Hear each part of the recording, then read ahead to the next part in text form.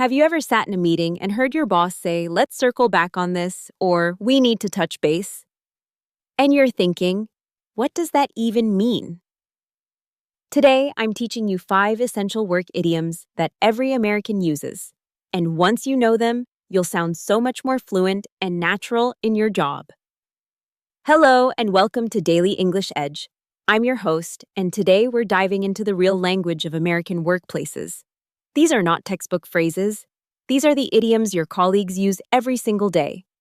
By the end of this video, you'll understand what they actually mean, and you'll be able to use them too.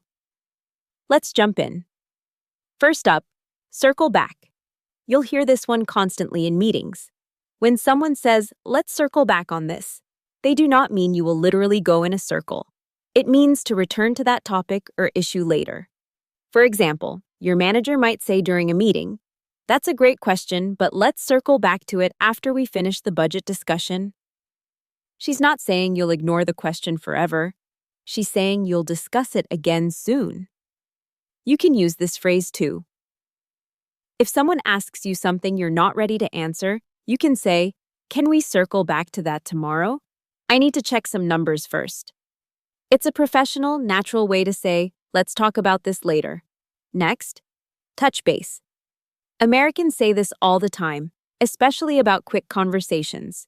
When you touch base with someone, it means to have a brief conversation or quick check-in. Nothing serious, just a quick update. Your colleague might email you and say, "Let's touch base this afternoon about the project." She's not asking for a long meeting, just a quick talk to see how things are going. You can use it too.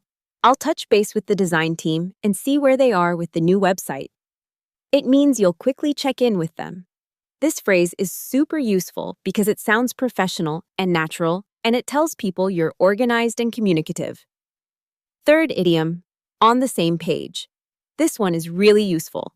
When people say, "Are we on the same page?" they're asking if everyone understands and agrees with the plan. They're not talking about literal pages in a book. They're asking if everyone has the same understanding and goal. For example, in a meeting about a new project, your manager might say, "Okay, before we leave, let's make sure we're on the same page about the deadline." She wants everyone to agree on when the project is due. If everyone agrees, you can say, "Yes, we're on the same page. The deadline is Friday." This phrase shows you're thinking about clear communication, and it's how native speakers avoid misunderstandings at work. Now, number 4, low-hanging fruit. This phrase comes from farming, but Americans use it in business all the time. Low-hanging fruit means the easiest, fastest wins. The things you can accomplish quickly without too much effort.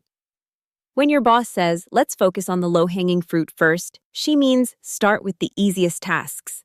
For example, "We have a lot of work to do, but let's tackle the low-hanging fruit.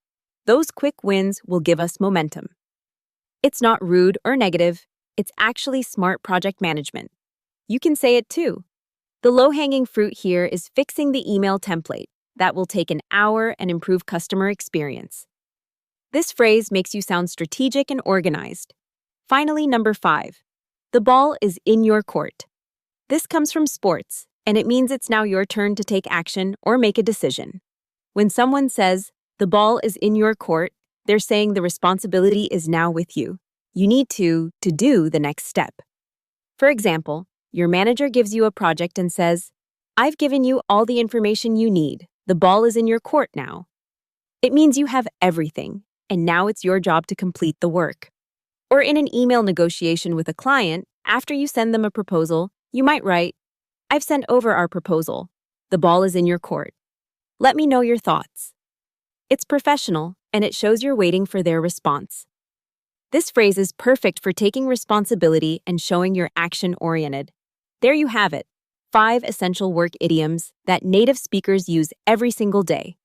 These are the phrases that separate people who sound fluent from people who sound like they're reading from a textbook. Start using them in your next email or meeting, and you'll immediately sound more natural and confident. If you learned something today, please like this video and subscribe to Daily English Edge for a new English lesson every single day. Thanks for watching, and I'll see you in the next one.